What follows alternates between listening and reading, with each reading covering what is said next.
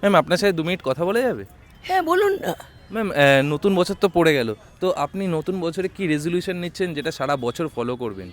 এটা ভালো প্রশ্ন করেছেন। আমি ভেবে রেখেছি ঘুম থেকে উঠে প্রত্যেক দিন আগে মর্নিং ওয়াক করব, তারপরে ব্যায়াম করব। ব্যায়ামটা করলে কি হয়, ফ্যাটটা কমে যায়, আর এতে শরীর ভালো থাকলে অবশ্যই মনটা ভালো থাকবে। আমি অনেক বয়স্কদের এই ব্যায়াম শেখাই, আচ্ছা আচ্ছা। তাদেরকে ওই একই সাজেশন দেই যে ঘুম থেকে উঠে আগে মর্নিং ওয়াক করো, মর্নিং ওয়াক করে ব্যায়াম করো, তাতে ফ্যাট কমবে, শরীর ভালো থাকবে এবং মনটা তাতে অটোমেটিক ভালো হয়ে যাবে।